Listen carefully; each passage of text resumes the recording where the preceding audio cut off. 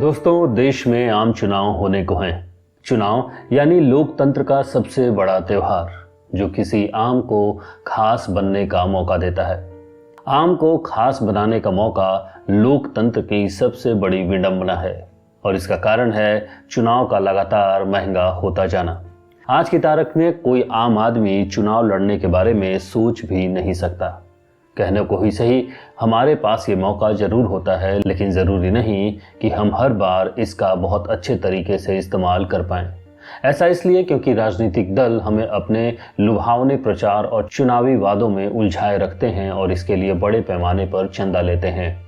राजनीतिक दलों के चंदे और महंगे होते चुनावों को लेकर एडीआर यानी कि एसोसिएशन ऑफ डेमोक्रेटिक रिफॉर्म ने एक रिपोर्ट निकाली है।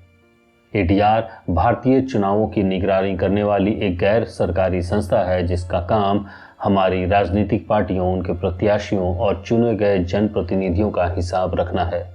हाल में रद्द किए गए चुनावी बॉन्ड में एडीआर की भूमिका प्रमुख है।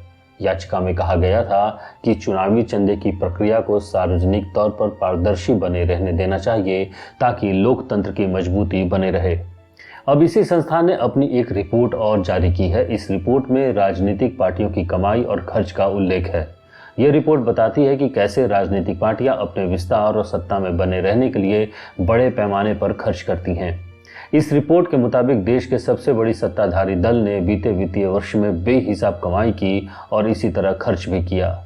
इस रिपोर्ट को 6 पार्टियों की आय और व्यय के आधार पर तैयार किया गया है। इसमें भाजपा, कांग्रेस, आम आदमी पार्टी, सीपीआईएम, बीएसपी और एनपीईपी शामिल है।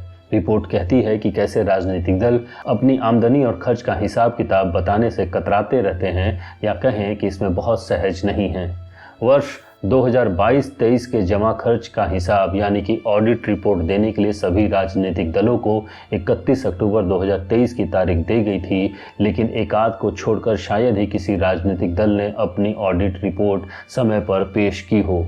मसलन कि देश की सबसे बड़ी पार्टी भाजपा ने अपनी ऑडिट रिपोर्ट तय तारीख के 72 दिनों के बाद पेश की और वहीं दूसरी बड़ी पार्टी कांग्रेस ने यह रिपोर्ट 64 दिनों के बाद दी और आम आदमी पार्टी ने 5 दिन देरी से अपनी ऑडिट रिपोर्ट जमा की।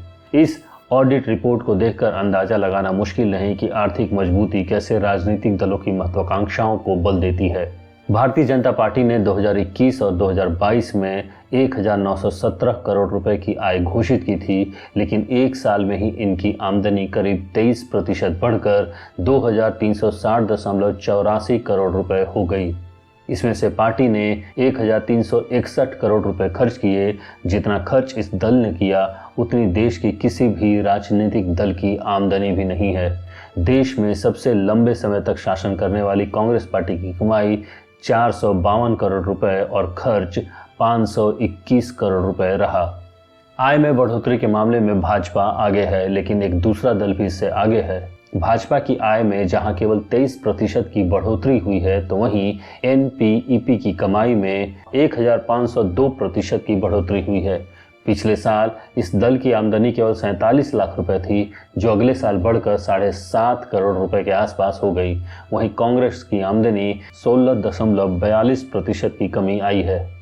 इस रिपोर्ट को देखकर साफ है कि जनता के बीच लोकप्रिय भावनात्मक मुद्दों को उठाने वाले सत्तासीन दल कमाई में काफी आगे हैं और इतने आगे कि दूसरे दल उनके आसपास भी दिखाई नहीं देते।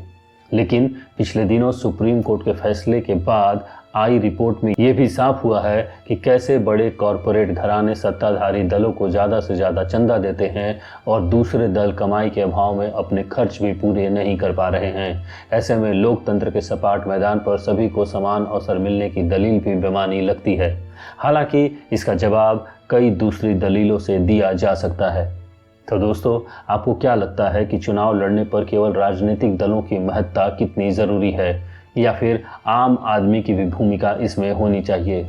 चुनाव आयोग द्वारा लगाई गई खर्च की सीमा के दायरे में क्या राजनीतिक दलों को भी लाना चाहिए? सक्रिय लोकतंत्र में आम जनता को केवल वोट देने तक ही क्यों महदूद रखा जाए? जो भी हो, आपकी राय रिकॉर्ड करें मोबाइल वाणी पर। आप भले ही इस मुद्दे के पक्ष में हो या विपक्ष में। राय रिकॉर्ड करने के लिए अभी दबाएं अपने फ़ोन से नंबर 3 का बटन या फिर मोबाइल वाणी ऐप में ऐड का बटन। क्योंकि स्वस्थ लोकतंत्र में हर एक आवाज का महत्व है और मोबाइल वाणी विश्वास करती है कि बोलेंगे तो बदलेगा। आप सुन रहे थे पक्ष विपक्ष। मैं हूं राजीव। नमस्कार।